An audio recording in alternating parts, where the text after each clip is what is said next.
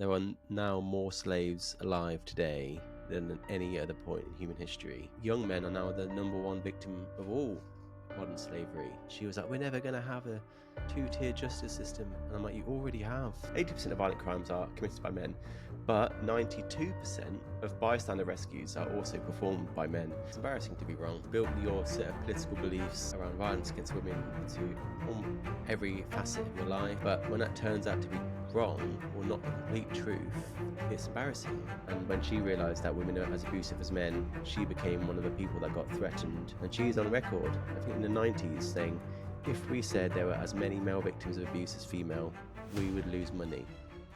Hi everyone, this video is sponsored by my best-selling police memoir, The Jobs Fuck Secret Diary of a Police Officer. If you want to find out the things that really happen in the police, the good, the bad and the ugly, the things what the police really don't want people to know, then check this book out. The book is available on Kindle, paperback and audio, and you can get it from the link in the description of this video.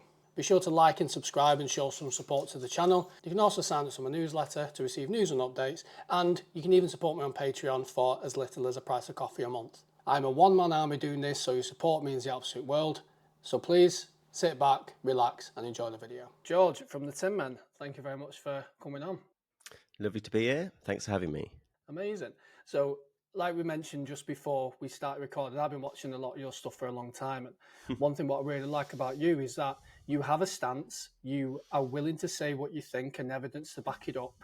And you're quite unmoving from that position because for what you stand for is what a lot of people don't like talking about.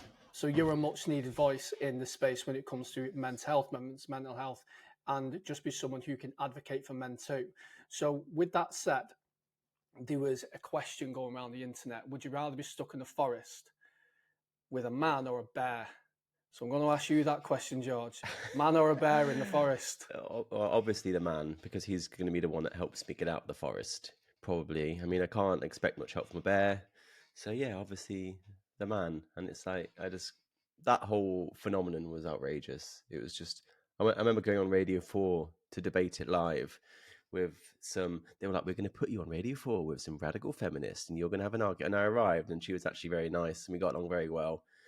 And we both agreed, I believe, that it should be the man, obviously. But then the radio DJ, the Radio 4 guy from the BBC, he was like trying to get us to have like a little fight. But the fact is, no, obviously not. And people tried to apply maths to it. They're like, well, you've not worked out the maths. There are X number of bear attacks and Y number of male murderers, and therefore, which is obviously not true. Well, it is true, but that makes no sense whatsoever.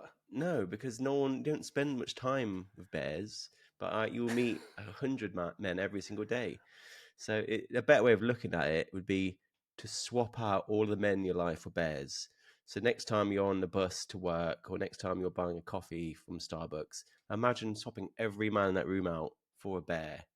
That's more like it, I think. That's a fair. And obviously, you're not going to do that because it'd be a bloodbath. And see how long you last. Like I saw some people online talking about it, and honestly, I've followed it for a little bit, but then I just got that annoyed by some of the responses. Like one of them was a bear because a bear won't gaslight me.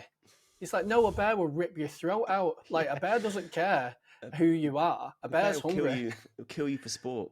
Like they're horrendous animals. Like they're really. I don't know if you've ever seen the film Grizzly Man. No. But it's about a man who basically spends his life with the bears. He doesn't have a gun. He doesn't have bear spray. He just goes and lives with the bears. And he gets killed during the filming. Wow. And they capture it, not on camera. The lens cap's on. And it's Werner Herzog. It's not in the film, but you see Werner Herzog listening to the audio through a headset.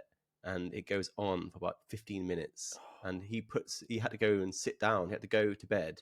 And the crew didn't see him for like 3 days. And he was like, no one listen to that. Destroy that tape now. And it didn't sound very nice. So I would definitely pick the man. Like I said, we're probably both lost. He would have twice the chance of getting out of that forest. And he'll probably protect me from the bear. So it's an outrageous, stupid question. And I remember making a point on Radio 4 being like, I would rather just talk about violent crime and domestic abuse than argue about these stupid bear thought experiments. Yeah. And they were like, well, we'll get to that. And we never did. Just to be never clear, did. we never got to that point. We didn't talk about any of it. We just talked about bear. We had a whole bit about bear related facts, and I was like, that's very interesting. But what about domestic What violence? about the fucking, prevalence of male domestic abuse, which isn't being reported? And what about all this other stuff? No, we want to talk about this arbitrary, hypothetical, nonsensical argument where somehow you'll be more safe around the bear in the middle of the wilderness. But anyway, I put up a post today, which is quite apt, and it said, 79% of violent crimes are committed by men. So 80% of violent crimes are committed by men, but 92% of bystander rescues are also performed by men. So that means like someone climbing the wall of a building to get you out, or diving into the flood, or whatever it is, like bystander rescue for a stranger. 92%, so more than 79%, like much higher rates than that. But no one talks about that. And like in the forest, that man is way more likely to save you than to murder you or whatever else. So the man. I'll pick the woman as well. I mean, I remember when that post came out, I said, like, the vast majority of babies who are killed in early life are by women. I think it's about 100% of neonaticides are by women. So that's a baby that's killed in the first few days of life. Horrendous. And then most child abuse is by women. Most children are killed by women. That doesn't mean, if someone to ask me, who would you rather babysit your children, a snake or a woman? I'd still go with the woman, because it's a tiny percentage of women doing it. A tiny percentage of women. And it's a tiny percentage of men doing the violent crimes. So yeah, it's 80% of violent crimes, 90% of murders are men, but a tiny percentage of 1% of men are doing those things. So it's the men. I'll pick the man. Thank you. It's the frame, though, isn't it? It's the frame of society. So we don't hear about the bystander people, or the people the men who go and do the really hard job, who do the dangerous jobs, the majority of the dangerous jobs. And that's not to say, you have to always caveat it, don't you? You have to say, well, not to say women don't. There's a lot of things what men sacrifice, and a lot of risks men take, which get lost in all the statistics, because the society, for some whatever reason, just wants to hate on men. And but also the language that you will see language gendered when it comes to blaming men for things like violent crime, like knife man, gun man, henchman, con man, madman, like man, male violence against women, etc. But when it's a man doing something good, suddenly there's no mention of his sex. He's a good Samaritan. He's a bystander. He's a passerby. He's a member of the public. And you'll see it in the same headline. I remember I noticed that was that horrendous story of the terrorist knife man on London Bridge who was just killing people. Knife man. And then it was also men. One guy had a fire extinguisher, one had a narwhal tusk, and they basically subdued this crazy knife man with their bare hands. So, but they were reported as good Samaritans and bystanders and passers-by, and the man with the knife was a knife man, madman. And it was like knife man apprehended by good Samaritan. And you look at the picture, and they're all men. So that really captures how we gender the bad, knife man, but we don't gender the good Samaritan. Do you think that's done intentionally, George? No, I don't think. I think that's just what we're used to. People talk a lot increasingly now about how our empathy for men is socialized along 4 quadrants known as gamma bias. So what I'm talking about there is perpetration is gendered, male violence, but male heroism is not gendered. We don't celebrate men on the basis of their sex in terms of male heroism. Then we have the non-gendering of male victimhood. So we don't talk about male victims really ever. And then opposite of that is male perpetration, which of course is gendered. So we don't gender celebration, we don't gender victimhood, but we do gender privilege, and we do gender perpetration. That's called gamma bias. It's a cognitive distortion that has basically created by 2 psychologist friends of mine, John Barry and Martin Seeger, and it's a really interesting lens through which to see the world. And it's a lens around a lot of reporting follows. So you'll see things like Gaza. It would be 200 Palestinians killed, including 50 women and children. And then it's like, well, who are the remaining 150? Or you'll see stuff like Iranian protesters killed, including 60 women and children. And sometimes it's like 90% are men, but it's still the 10% who are gendered. And it's like, we literally say women save the women and children first. That is gamma bias, and it's everywhere. If you actually start looking for it, it's one of those things where if you look at the news, you'll see it. You'll see it in like knife crime, where every week a young boy in London's probably killed, stabbed to death. Never hear about it, but then eventually that, of course, impacts a young woman, and we'll make a whole Netflix series about it. That's gamma bias. Remember, 1 year, every single teenage murder in London was a man or a boy, and still, when they're reporting about it, they were teenagers, not teenage boys, teenagers or young people. So it's this duality of gendering the bad, not gendering the good, gendering privilege, but not gendering victimhood. And it leads us to where we are. I don't think it's intentional. I think it's just a cognitive bias that a lot of us have that we need to sort to undo. You touched on there about Netflix. So, Yeah. what's your thought on the adolescence documentary? What was well, not documentary. Sorry, I've been watching Keir Starmer too much. The adolescence documentary series. That what says do it you all. think of that? Well, I have two hats. I am a professional filmmaker as a full-time job, and then my side hustle, which is now really my full-time job, is this. So I can see it from 2 points of view. I see it as a filmmaker, and it is an amazing piece of filmmaking. Truly incredible. One of the best pieces of TV I think I've ever seen. Mm-hmm. Beautiful, beautifully handmade, beautifully shot, beautifully written, amazing acting. Stephen Graham is one of my favorite actors of all time. Incredible. But as a piece of academic research, really bad, really equally bad as it is good as a piece of filmmaking. Dreadful, like really completely detached from any sort of real life research based on incels. Of course, because it was written by a bunch of screenwriters who have no experience within incels at all. There was very little, if any, research done, as far as I'm aware, to incels or the red pill or pickup artists. It was just everything was just thrown in like catchphrases. It would be like, red pill this, Andrew take that, incel here, and it was just nothing. So it didn't capture anything. It didn't present incels. Like incels are not as they're described. They don't come from often like complete happy supportive families with what seems like a good father. They're not from middle class families, and they're more often people of color, and often with a massive overrepresentation of autism. Meanwhile, misrepresents knife crime as well, because it's not white boys stabbing middle class white girls. It's normally black boys stabbing other black boys from working class inner city families. So I don't understand how any of it was accurate to the facts, and that's fine.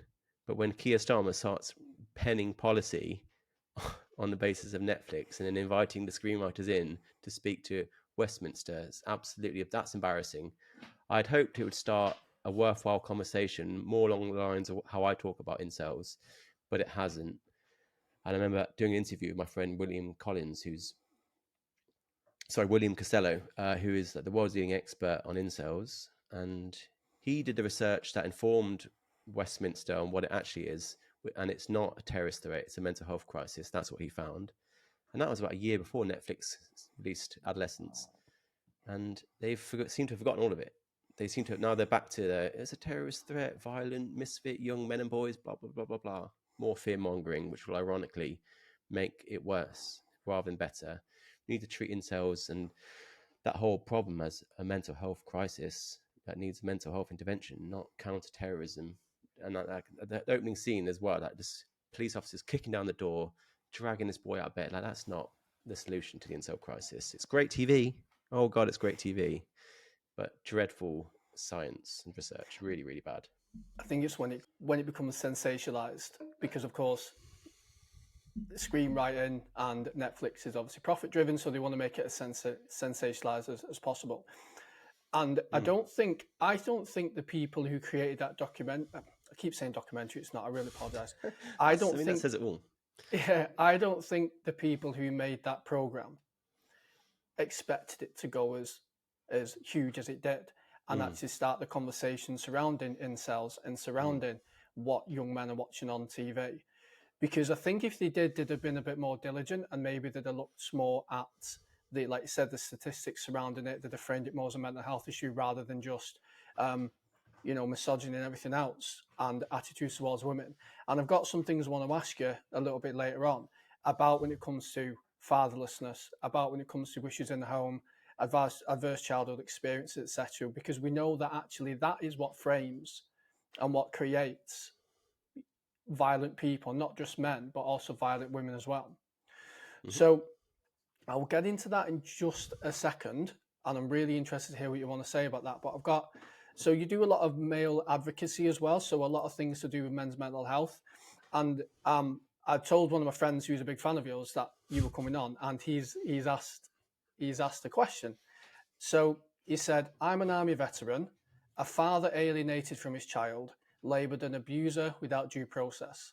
I've been beaten by police. I live alone, often talking to my collie because he stays with me when others don't. On paper, I'm successful, and yet Theroux's words ring true. The mass of men leave lives of quiet desperation. For men who don't drink to escape, who work hard, love deeply, and live with integrity, where do we go? If we're not welcome in the courts, not heard in the media, and not seen in public spaces unless we're broken, where do men like us feel? Where do men like us find real connection?" Wow. I mean, yeah. I mean, I could supplant that answer into 100 different DMs I've received. I mean, I get that message all the time. So, I mean, if it means anything, you're certainly not alone. There's so many men that live that experience exactly as you described it, and it always frustrates me how little of a answer I can give in response to that. Aside from you're not alone, but there are an increasing number of men's groups and men's spaces, social prescription charities that do support men like that. Like, be it like a hiking group or dog walking group would be really good if he's got a collie. There's like bushcraft societies. There's men's sheds, which are basically workshops for men to go to who are struggling in the ways described to work with other men with their hands. There's there's allotments, there's breakfast clubs, there's group therapy. There's an increasing number of prescription charities that you can go to, social prescription charities that are really, really, really, really good, and I really support them. I've been to a few myself, so I would definitely look into that. Send me a DM, or you can send me a DM, Jay, and I can make some recommendations. But Talk Club's a great charity that I know. They run groups all over the country, and I think they're free. I think you can set one up yourself. If there's not one in your village, you can actually set one up, and they'll give you the training for free and all the collateral to set one up. And that's only one of many charities in the UK. We're blessed with having a really good constellation of small charities in the UK that do these things, and you don't really hear about them because they haven't got much money to market themselves, but they are everywhere. But it really, he mentioned in this thing, I am a success, or like I'm On paper, he's seen yeah. as successful. But I think, yeah, it's true, because we always talk about what is success, and people have drawn up this balance of what is privilege, what is not privilege, and often it's drawn along the lines of who has the most billionaires or millionaires or members of parliament, like that tiny 1% apex of men who are hyper successful. And that is obviously one important measure, but there's so many more measures of privilege and disadvantage that we don't use. So it's like by that metric, I'm sure your friend is privileged because maybe he's financially well off. But by other metrics that are, in my opinion, far more important, like loneliness, social currency, mental health, happiness in general, he seems to be disadvantaged. So we never seem to talk about that. We never seem to talk about the way men are suffering in the way your friend seems to. We're just obsessed with this barometer of millionaires, billionaires, Elon Musk, that, and whatever else, and that's not a complete picture. I don't think. I think life is a lot more complicated. Like, just because you're financially successful, like your friend is, doesn't mean they're happy. And we need to broaden our definition of privilege and increase the resolution to include people such as your friend. But yeah, like to reassert that there are small charities and organizations and support that can help in terms of a real term solution. I would definitely consider that. I think with, and not just necessarily my friend, but I think just with men in general, is because there isn't really that support out there, as in it's not as open as maybe, I mean, you only have to, I think there was like an experiment that someone did where somebody Googled "my wife keeps shouting at me," and it was how to be a better boyfriend. It was, women's articles and stuff. But then it was "my boyfriend keeps shouting at me," and it was refuge, domestic violence charities, and all the rest of it. So when men go out and seek help, then they are often left, really being blamed for the issues what they're facing. Certainly in that context, anyway. So then we get people who are feeling alone, feeling isolated, and they turn for help. And one, it takes a lot for a man to reach out for help anyway, due to they feel that they can't talk to anyone. They may not acknowledge that there's a problem, certainly when in cases of domestic violence, which some of the posts which I've seen in relation to that. And certainly when it comes to mental health, I think there needs to be more awareness and just more of these charities and more of these talking groups out there to say to guys, it's very similar to what you said, you're not alone, because men love community. Well, human beings love community in general. We like being surrounded by other people who we can relate to, who we can talk to. Yeah. And I think as well, who we can be a man around, we can be masculine around, and who we can help. Like, one of the things I've learned about men who are really struggling and even suicidal, that they really want to help other men. Like, they really want to be part of supporting other men in their position, and that obviously has a benefit of helping that man, but they also makes the man himself feel better because he has that purpose. And that's something I hear a lot from my friend Susie, who studies suicidal men. She's like, can't believe how many of the men I work with who are struggling in so many ways. They still want to help men. So there's a lot of men out there that want to help others like them, I'm sure, including your friend. But yeah, no, I just want to add that because you're very right. So you mentioned a few times about domestic violence, about stats and underreporting. And I saw one thing here which you shared recently, and it said the majority of people believe that it's a gendered issue. It's men attacking women, and women are the predominant victims of DA. Now, you provided a bit of a counter narrative to that, and you also mentioned that men can make up as much as 40% of being victims in DA relationships in society. Firstly, have you had any backflack from that statistic or from that? Yeah. I mean, a few days ago, I got told to myself. Someone said that to me, and then the same day, someone's like, "You need to delete your account, otherwise, I'm going to take legal action. We've reported all of your posts." What are you saying? What's illegal? I was like, "Well, on what grounds?" Yeah. And then they were like, "You're creating falsehoods." I'm like, "Give me one example." They can't, and then I'm like, it's just a waste of my time. But yeah, I mean, I don't want to get the violin out for myself because I get way more messages of support from people such as your friend, which I really appreciate, and they stick with me a lot more than these stupid self DMs I get, which are obviously not great, but really don't bother me too much. There is backlash, not necessarily to me, but people who are in the field of family violence research that present findings as you've described them, not more than 40%, 50%, some studies, right. Half.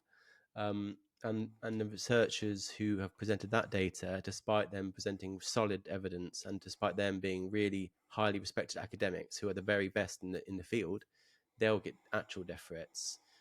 So the Murray Strausses, the Susan Steinmetz, the Erin Pizzey, Richard Yellis, Murray Strauss, like all these different people, they've had horrendous experiences. They've had people accusing them of being paedophiles. They've had people sending bomb threats to their daughter's wedding. They've had people calling, like, threatening their life.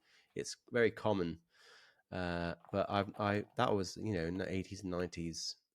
I feel like it's not quite as bad now, but you still get a few silly people messaging you. But the 40%, that's specifically UK data, well, 39% if we're going to be exact, and that's the new upcoming ONS data. They've basically changed the way they're going to measure domestic abuse to make it in line with the new domestic abuse bill, and a lot of that is because women in the women's sector wanted to increase the number of women in that data to show there's how many women there are, and it did increase. I think it increased by about 50%, but the male victimhood increased by even more. It doubled. Right. So the male victimhood went up to 2.5 million, and I think women's is about 3.5 million every year in England and Wales, domestic abuse, that is.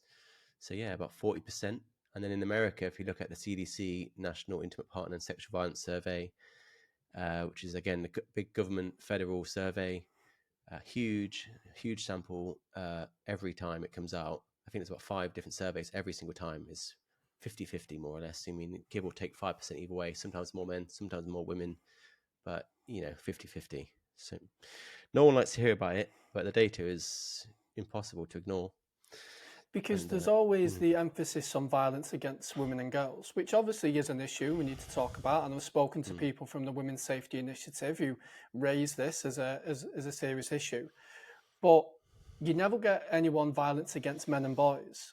And of course, we know when it comes to sexual violence for children, when it comes to violence against men in domestic abuse relationships, financial abuse, or even abuse when it comes to they've separated and then they are then using the courts as a weapon, the family courts against the men, which I know personally people who that's happened to. So your friend and being parental alienation, of course, is absolutely. horrific.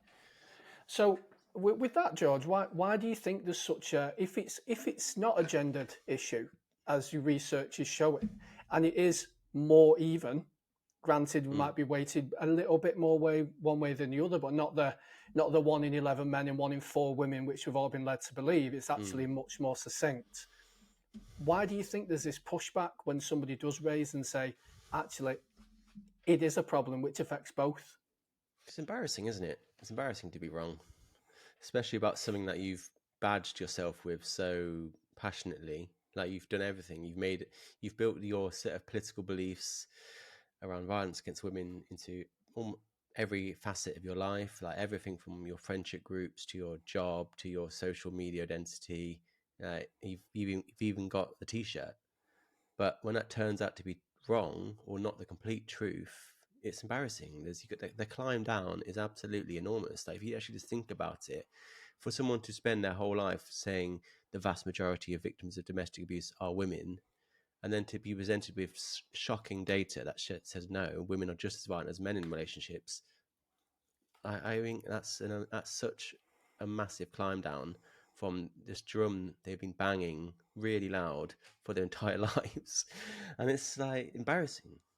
And people's fundamental identity are tied up with their political beliefs to the point that they identify as these things. They identify as a feminist. And when that's shown to be not the complete truth in the way that data I've described to you presents it as, it's embarrassing. It's like having food between your teeth all day and everyone's seen it and it's embarrassing. But then the solution isn't to go back out the next day. The solution is to fix the problem and like change your mind. Like I've been through that journey. I was one of the people that insisted the vast majority of abuse victims are women. And I remember the moment I found out it was 1 in 3 are men, and since gone up to 40%, but at that point it was 1 in 3. And I was just like so embarrassed and shocked.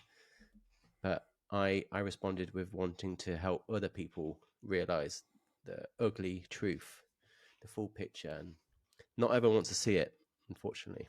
I like what you said there, where you have been on the other side and you have been in the other camp, and when you presented with evidence which was contrary to belief, you did quite a mature thing, and you said, you know what, maybe I was wrong about this. Now let's look into this further. I think if more people from either side of the political spectrum, wherever you may sit, are more open to looking at the evidence and looking at what the evidence is showing us, we can all form much more rounded ideas. Even if not, though, even if you're going to insist it's a gendered model, you have to contend with two things there. First of all, you have to decide at what point is something gendered. Is it 51%? Is it 60%, 70%, 90%? When is it gendered? You have to decide where is that line. And gendered to the point where we're not going to even talk about that 10% or 20%, 30% of men. And the second thing you have to then contend with is, are you going to apply that the other way? So if nearly 9 in 10 homeless deaths in the UK are men, is that gendered? Are we going to just completely ignore homeless women? What about male suicide? If 3/4 of that is men, then are we going to ignore suicide? Obviously not. And I don't think we should. I don't think we should be gendering anything. I think we should be looking at social issues as a whole. And yeah, those are two things that I never hear discussed. At what point is a minority sufficiently small enough that it becomes gendered and we can ignore them? And does that apply both ways? I think when it comes to when you say that it's a gendered issue, you then can become politically charged, can't it? In that you go, okay, well, now it's a gendered issue. Well, I identify as a feminist, therefore this is an issue I have to really care about. But it rather than being able to do that and you stick to, okay, well, take emotion out of it. What are the facts? What are we seeing? Like you said, 90% of people who are homeless are men. 3/4 of suicides are men. That's not to say you ignore the other proportion of that issue, but you're saying that, well, let's take the gender out of it and let's look at the problem and try and find the solution without inferring our own biases to it as well. I remember speaking to somebody about the disparity of the domestic violence issue when it comes to the statistics of men and women. And I believe their response was, well, that might be true, but more women die as a result. Do you think why it's so heavily weighted then is because of the level of violence which a man could carry out towards a woman rather than a woman? Yeah, I mean, just to rewind to the point of homeless people, it's 90% of homeless deaths, not homeless my people. apologies. I mean, it's like 75, 80% of homeless people, but the vast majority of deaths are men. Answering a question of, people say more women are killed by their male partners than women are killed, and men are killed by their female partners. And that is true. But there's certain things you need to understand about that is that partner homicide, thankfully, is like 0.001% of all domestic abuse. That is obviously the most violent, tragic instances of domestic violence are homicides. And although it's disproportionately women being killed, I think it's about 3/4. It's not 100%. It's still one in four is a man. It is mostly women, but that is again, that's a small. That's the man and the bear in the forest. That you're presenting quite an outrageous, narrow barometer of domestic abuse that thankfully doesn't meet the general view of domestic abuse where partners are not killed. So you're positioning in a way where it's at the very extreme. Second, I would say that it is true, but then if you look at things like suicides as a result of abuse, so men who take their lives as a result of being abused by any family member, those are mostly men. And if you add those to the equation and just look at all deaths as a result of domestic abuse, some data finds that there are more men that die as a result of abuse if you include suicides. So when you look at, say, a hidden homicide where somebody cannot find a way out, and as a result of what's happening to them, they end their lives. Think about a man like having his child taken away, the other partner is alienating that child against him through lies and coercion, and then maybe there's some elements of physical and psychological abuse. I mean, there's so many men and women that end their lives as a result of that, and they're not included in that shocking stat of homicides. But those deaths are a result of domestic abuse. That is not directly in the same way homicide is. So, yeah, and also there's another trick. People talk about intimate partner homicide and domestic homicide. Intimate partner homicide is a partner killing another partner, former partner, or current partner. That is quite overwhelmingly women. It's about 3/4. But if you look at domestic homicide, which is any family member killing another family member, that is a lot closer to 50-50 because there's a huge overrepresentation of boys being killed by parents. So those are not obviously talked about in intimate partner homicide stats. But if you look at domestic homicide as a whole, you're coming a lot closer to 50-50, maybe 60-40. It's not as extreme as intimate partner homicide. So there's lots of different caveats that are important.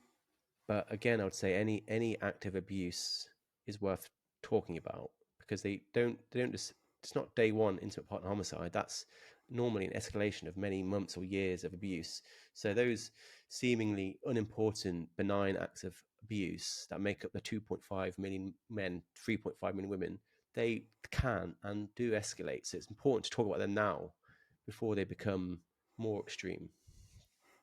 Yeah, 100% agree with you. Like I've done a lot of research and a lot of when I was in the police, I worked with domestic incidents quite a lot, which brings me on to the next topic, really, when it comes to, so the police would be called to an address, there'd be an argument. It could easily be the man or the woman that started it. For example, nobody has put hands on each other. It's just an argument. But due to statistic-driven policing, somebody needs to be arrested for whatever reason. Overwhelmingly, it's the man who's arrested. And there's even cases where I've dealt with where a man is the one covered in blood, he's rang the police, he's clearly the victim, but due to a counter allegation, he's then arrested. So do you think that there's sexism in the police when it comes to domestic violence because of this narrative that men are overwhelmingly overwhelming Yeah, the yeah. perpetrators. Well, yeah, and that goes down to a lot of the training. I mean, I get a lot of police officers sending me messages describing exactly what you just said. I worked with did a podcast with a guy called Don Dutton, who's probably the greatest living expert in family violence. And he works at police, and he was expert witness in the prosecution of the OJ trial. He's done so many amazing things. He told me about a story in Canada about a man who called the police, and the police arrived. They found a knife sticking out of his belly, and they took him to hospital, had it removed, and then they still arrested him. So it's like, it doesn't matter. Like, literally, it couldn't be more obvious that she's stabbed him, and he's still arrested. It's absurd. And then, because police are biased because of the training, those stats then feed back into the conversation, and then the serpent eats its tail. And then the feminist researchers are like, well, look how many men are being arrested. That must be in gender. So it's like it's a self-perpetuating problem. And that's because, like I said, the training is done because of violence against women. We don't talk about domestic violence in this country. We only talk about violence against women. So if you're a man being abused, your friend, for example, I hate to tell you, but you, my friend, are a male victim of violence against women. You are considered by our government as a woman, because there is no strategy for violence against men. There is no such thing as violence against men. So you're basically called a woman. That is slowly changing. There's a bill right now that's likely going to fail, that is trying to bring in a strategy for male victims of abuse by the Tories without the government support. And it's probably going to fail because of the government. So yeah, it's pretty horrendous. I mean, I get loads of police officers messaging me with stories like that, and intense amount of guilt, where they know they're doing something to the man that's going to go onto his record, either an arrest or a warning. I heard one police officer say didn't do any of that. He just had to leave, no warning, no arrest, no nothing. And then, of course, abusive relationship. A few years later, they get divorced. They go into family court. The judge looks down. What's this? You got asked to leave by the police. And he's like, no, but nothing happened. I just got told, and it doesn't matter. That's enough. And it's not just the abuse they experience and how police are biased. It's the fact that the reporting then gets dragged up in often family court situations as a means of further abusing that man and depriving him of his children and more. So, yeah, and the interesting thing I read about it is it's the police officer most likely to not report a male victim of abuse is another male police officer. Right. So the setup that's least likely to get that report filed, two male police officers and a male victim, which is kind of interesting. I don't know if that lines up with your experiences. Was it male police officers who had this bias more than female police officers, or not? Well, we talking about the training, George. Now I think about it and I think back to it. It was always a male abuser and a female victim. I don't think we ever did anything where it was a female abuser against a male victim. So even subconsciously, you're being primed to look at the male. And you're not looking at the way in which women abuse men. You're not looking for those symptoms because they're not part of your training, because they are slightly different. But sorry, go on. Yeah, just on that, like you said, I know of stories, or I've heard stories where the male's been the victim, and when they've said, well, how come you stayed in the relationship so long? How come you never reported it sooner? Which obviously you shouldn't ask. But it was, well, if I was to leave the relationship, she'd make a false allegation of sexual assault against me, or I wouldn't see my kids again. So that then keeps you in the relationship.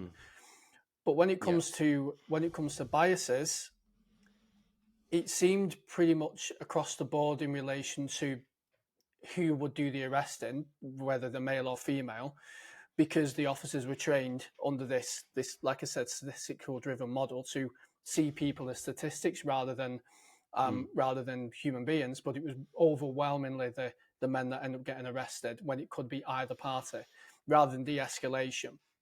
And I remember saying to people like that's going to go on their record. And what if he is the partner being abused?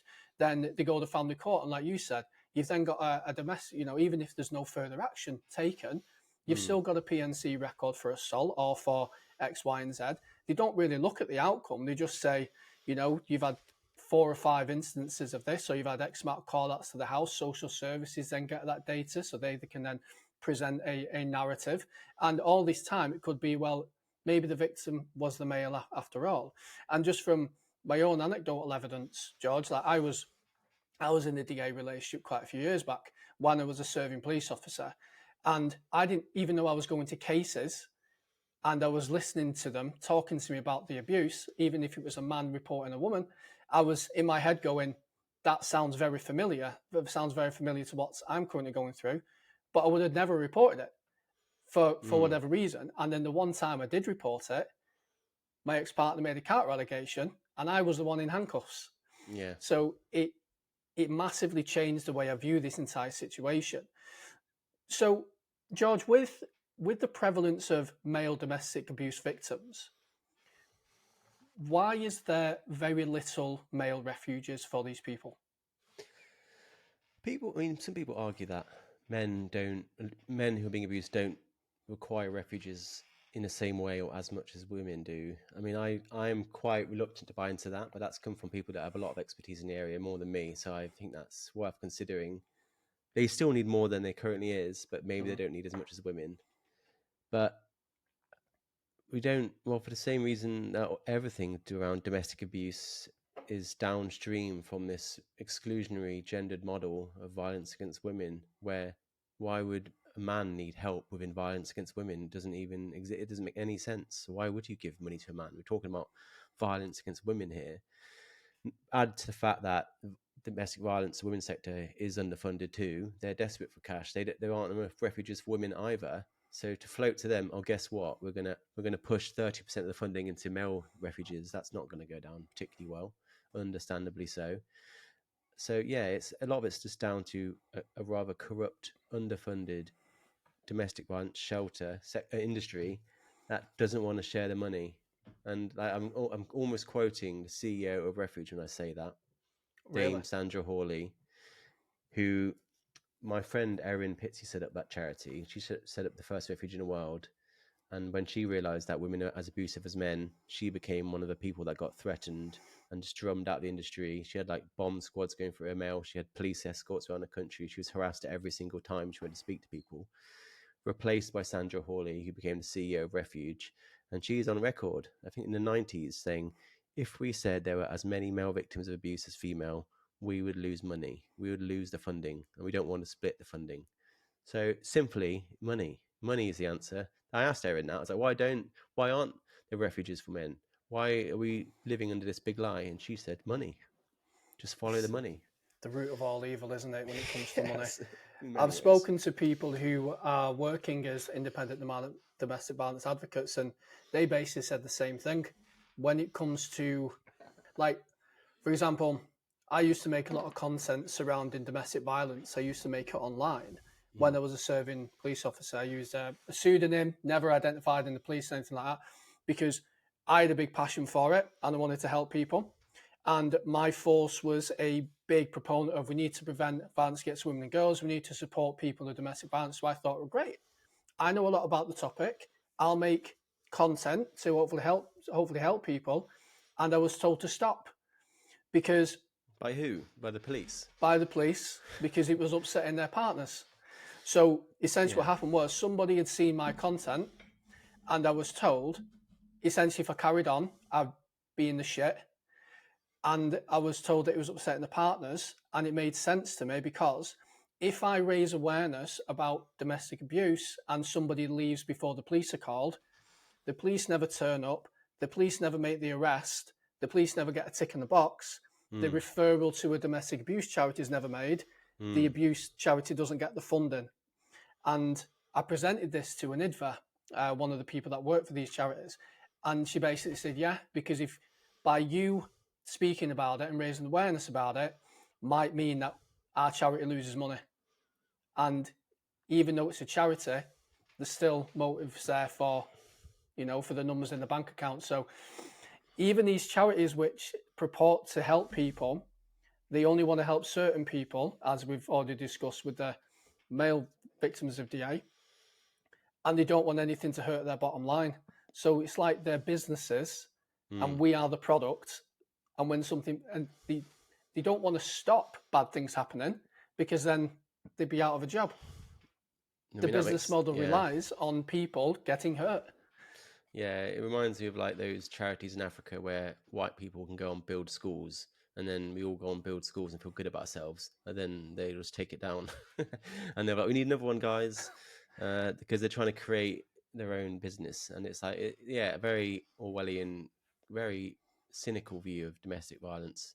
And I'm sure that probably describes a lot of the problem, hopefully not all of it, but it does make sense. It reminds me of when, I think, 2021, the government published a paper for male victims. It wasn't a paper, it was more like a pamphlet. But on the front of the pamphlet, it said, supporting male victims of violence against women, as I said earlier. And it obviously kicked off. And then it was taken to Westminster, and everyone went, what the hell is this? What the hell is it? Why are you referring this to men as women? Why have you done this? And then I think the Home Secretary or someone stood up from government and clearly said, if we had named it in the way that you want, i.e., male victims of abuse, we would have had a lot of pushback from, quote, women and the women's sector. So those are the people that are quietly bullying, berating people, twisting arms behind the scenes to stop male victims being recognised in the way that I described and the way you've described. And of course it happens. I hear it all the time. Like I said, with the ONS, there's a lot of pressure from the women's sector for them to change the way they capture data on domestic abuse, because they wanted to increase that 1 in 3 victims as a man is not good for them.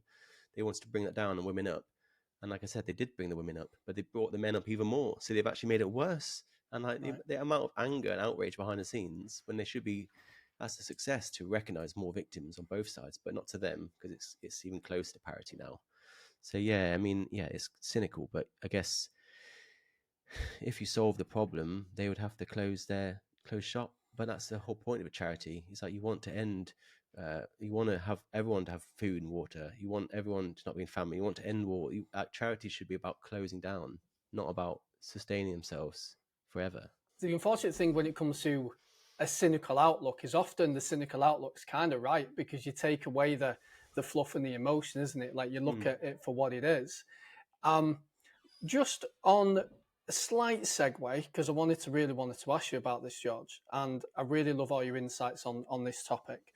But we hear a lot of statistics surrounding men are the criminals, men are the ones who go to prison, men are the most violent, men are the ones perpetrating issues in society. And of course, like you mentioned about the reporting of things, it's always gendered in the sense of, if it's someone doing something wrong, it tends to be phrased under a man. Mm-hmm.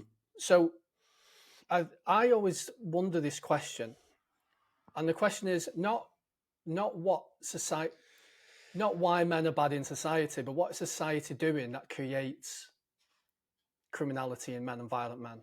Well, I mean, if people have polled prisoners, it's American data, but they find, I think it's about 98% of prisoners have at least one ACE, so that's adverse childhood experience.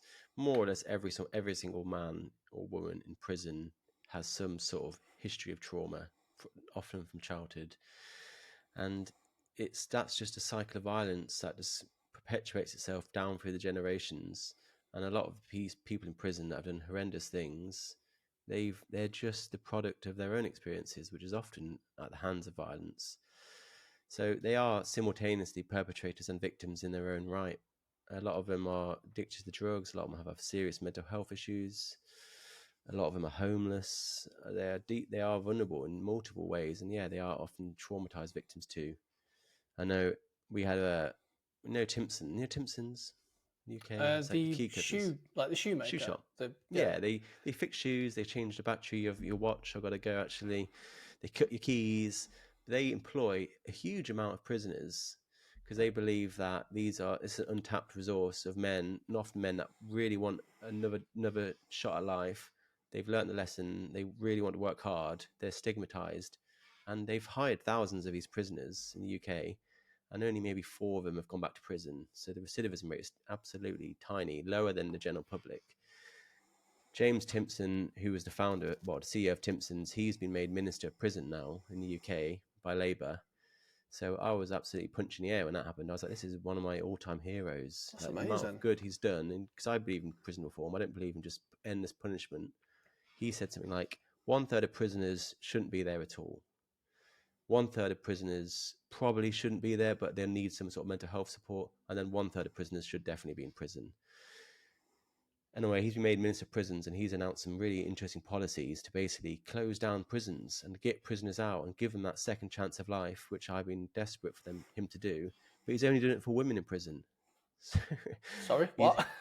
So the policy is only for women in prison, which is about 4% of all prisoners are women, and so he's announced. I can name one women's prison. I'm sure there's more, but I can name one. He wants to close it. That's one too many. So yeah, it's incredible how we have this horrendous problem of incarceration and an endless cycle of recidivism and incarceration. And someone's come along who's got a track record of having changed that, and he's announced a policy that will change that, but the policy ignores 96% of the people that need it. And he'll say, well, there's a lot of women in prison that are mothers. And I'm like, yeah, but there's even more fathers. Yeah. He'll say, there's loads of women that have mental health issues that shouldn't be in prison. I'm like, I agree. Guess what? There's loads of men in the same boat. There's loads of women that are addicted to drugs, or women that have a history of being abused. I'm like, the same applies to men, James. The same applies to men. So let's look at the whole problem. Let's not gender it. So even when a problem is over 95% against men, the solution is still gendered in a way that ignores them. So get your head around that one. It's crazy. I didn't know that. When you were saying that, I was like, oh, this is great. This sounds really good. And then you went, but it's only applicable to women. I was like, sorry, what? What do you think about that, which happened recently? I think it got thrown out in the end because of the uproar from it. But they said basically that it was essentially an anti-white man law when you go to court, because you go to court and it was looking at, okay, well, let's look at the circumstances surrounding why you're here, which I think you should do. You should look at the mitigating circumstances.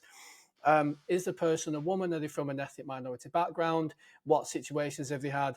What dependencies did they have? And when you looked at it, it went, okay, so basically, if you're anything but a white man or a straight white man, you go into jail. And I'm glad that got thrown out. Yeah, pre-sentencing reports, right? Is that not what it is? I think that's where, if you found guilty, you have a pre-sentencing report, which basically looks at your history. Like, are you living in poverty? Have you got a history of abuse? Are you a parent?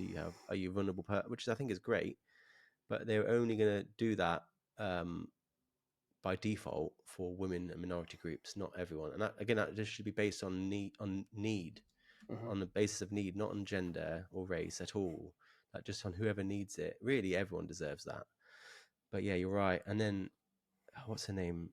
Something Mood, who's like another high up politician in prisons. She was like, we're never going to have a 2-tier justice system. And I'm like, you already have. Yeah. Like, a man and a woman that go to prison in the UK, having committed the same crime with the same criminal record, the man is 88% more likely to go to prison than the woman. Same criminal record. Mm-hmm. So don't talk to me about never having a 2-tier justice. You've already got one. So let's hold our hands up there. And that's structural sexism, and that impacts black men even more, because obviously there's a racial sentencing bias and a gender sentencing bias that doubly impacts black men, and that goes quite a long way in describing why are there so many black men in prison, and it's often because of sentencing bias. I think you hit a really good point there, George. So I obviously get a lot of people going, is there 2-tier policing? Did you experience it? The answer to that, from my own anecdotal evidence, and what I've spoken to a lot of police officers, is on the street is generally no. It's not a case of you're white, you're black, therefore you're going to get locked up and you're not. But I think the question needs to be broader, like you said. Take it away from the cop on the street and look at the institution as a whole, the entire criminal justice system, which we can clearly see that there is a sexist bias or a racial bias there, just by the very demographic and the dynamics of people that are in prison. And like you said, even taken away from that, you have a man, you have a woman, they committed the same offence, same criminal record. This one's much more likely to go to prison. And one thing about the prison reform stuff, and I agree, I believe that some people should go to prison and never come out. I believe some people are beyond any kind of rehabilitation. But I also believe the vast majority of prisoners, male or female, nobody wakes up one day and goes, I'm going to be a heroin addict and start stealing to fund my habit. Nobody wakes up with a serious anger issue and they can't control it, and therefore that's why they're out every weekend fighting. And nobody wakes up wanting to sell the body for drugs, which then leads to other issues and other criminality. So when we look at things such as gang violence, when we look at people in prison, what do you think needs to change in society to support, in particular, young men from steering themselves down the wrong path? I mean, Big yeah, question I get. But yeah. I mean, I guess it's a bit of a cop out. But if someone's in prison and they've committed a violent crime and they're guilty and they're locked up, it's like it's too late there at that point. It's way too late. Like we need to rewind 20 years to when that man was a child and whatever formative experiences he was subjected to that shouldn't have happened don't happen. So I'd want to go back in time and protect that child, give him two parents, and help support those parents so that child's life is the happiest and safest it could possibly be. And then hopefully 20 years later, he never would have gone to prison because he never would have committed the crime because he never would have turned to criminality. Like a lot of gangs are essentially replacement families for boys and young men because they don't have a family at home, often because of the missing father, or they have a family that doesn't really want them or to support them properly. So they'll go out elsewhere looking for that sense of belonging, purpose, family. And that's often a gang. Gangs, they know that. They know that as well as anyone. Like they'll recruit these boys, they'll exploit them, they'll exploit them into a position of modern slavery, so criminal exploitation, county lines, etc. No one wants to talk about it. Like 90% of these victims of criminal exploitation in the UK are men, and young men are now the number one victim of all modern slavery in the UK, if you include those victims. So we really struggle to see those gang members as, like I earlier said, simultaneous victims and perpetrators. They obviously have done horrendous things, probably, but they've also been subjected to horrendous things. That isn't a coincidence, and the key is to break that cycle at the earliest possible stage and support families and parents in the biggest possible way so they don't have to inflict these things upon their children. So I'll be pumping money into childcare essentially, and trying to keep families together, and then trying to keep, even after divorce, fathers in the lives of children. it starts in the home, doesn't it? So like we both said, I mean, I wasn't saying that we should excuse behaviour when someone commits a crime. At that point, you're old enough, you should know right from wrong. Regardless of the situation, the circumstances, what have happened to you, you made that decision. So therefore, there needs to be a consequence for that decision. But People say that to me. People are, oh, you're justifying violent. I'm not justifying anything. I'm trying to understand it. Like I can try to understand what shapes violent crime without justifying any of it. Like we can understand why Adolf Hitler did the horrendous things he did. Doesn't mean I'm justifying what he's done. I'm trying to forensically take it apart so we can stop other people going down that route. But nothing I'm saying is justifying violent crime, and same for yourself. Where does the problem start? And when we look at the breakdown of the home, when we look at the rates of fatherlessness, you hit on a really good point there where you said a gang is basically the family which the person doesn't have. If they live in an area where there isn't much opportunity, they don't have a masculine role model to look up to, they're never really, based on all the stats and everything against them, they're not really going to work their way out of that without a lot of serious help and support. They're being let down in education. They probably don't go into a very good school. Then you have Billy Ball's drug dealer driving around in a Mercedes or a Range Rover, wearing the nicest clothes, offering them money and giving them purpose as well. I think when it comes to young men, it's one, the lack of role models, positive role models to aspire to, but it's also the lack of purpose as well. These young men feel lost. They feel like there's no hope. And even though that there's criminality involved, it's worth the risk because it gives them a sense of belonging. And then, of course, over time. And another interesting thing you said, George, is we're very big on stopping slavery. We want to stop slavery. And yet there's a massive problem when it comes to slavery in our own country. Do you think that's quite overlooked because it doesn't fit the narrative of what we typically believe of when we think of slavery, and that it is young men or young boys? Yeah. Well, we overlook slavery in many different ways. We overlook it in the modern capacity where slavery still exists in this country, and it's not just men, but it's mostly young men now. It's particularly in criminal exploitation by gangs that are modern slaves. The second, and I would say even bigger way in which we don't see slavery is globally, in the sense that there are now more slaves alive today than at any other point in human history. Like, slavery is not part of the past, it's part of the present. It's just not in the UK as much. It's not in white majority countries. It's often in developing world, particularly India, but also China and parts of Africa. It's prevalent, it's everywhere. And like, people will be tweeting about slavery on a phone that was mined by slaves. The zinc or cobalt inside of that came from a slave, probably. So yeah, and like, well, I remember watching the football not long ago, the World Cup in Qatar. Was it Qatar? Yeah, Qatar. 6,500 men died to build those stadiums. 6,500. They were mostly slaves, migrant workers whose passports was taken away from them. They couldn't even go home.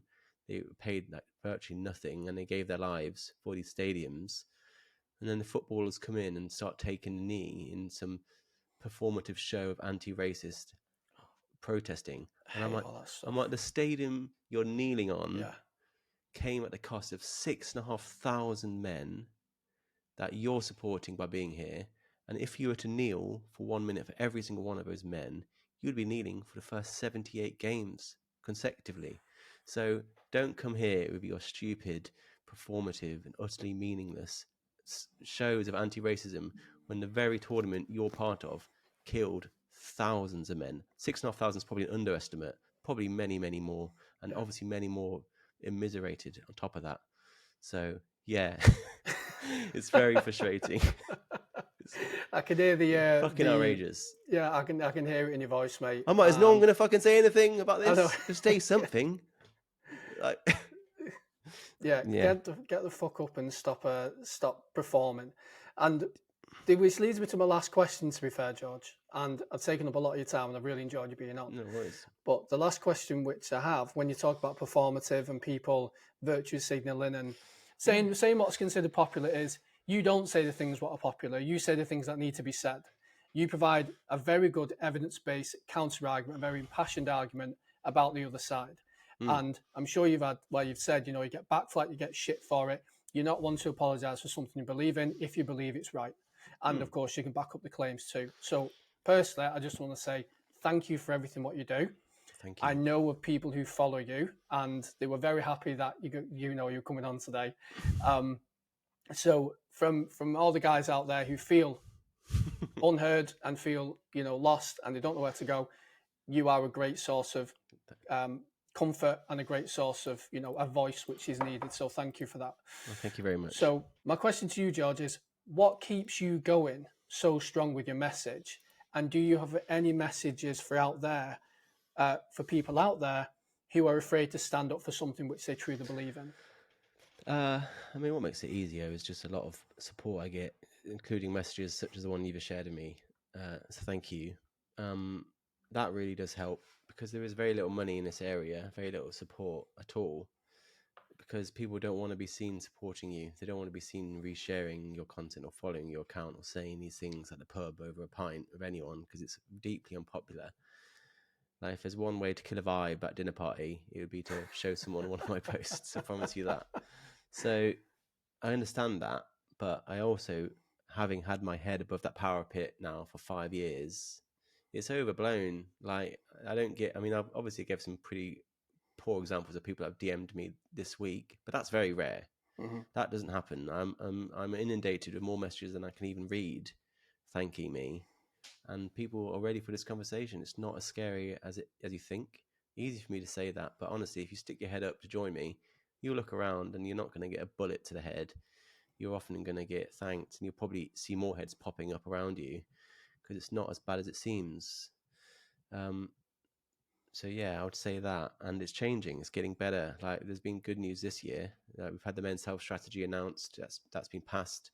We've got the Violence Against Men and Boys bill that's been announced. That will probably fail, but it's still being announced. We've got discussion about the Minister for Men. It's still about half of people don't support it, but that was half. That's not as big as it was 5 years ago. So just stick around and be patient, and remind yourself that it's not as bad out there as it might think, and there's a lot more people quietly supporting than you might expect. Like, the thing is, because everyone's afraid, it seems like no one cares. But all it takes is a few heads to pop up and to see that's actually not so bad. Then suddenly it's going to be like a sea change, I think. And that's right around the corner, that tipping point, I think, maybe the next 5 years.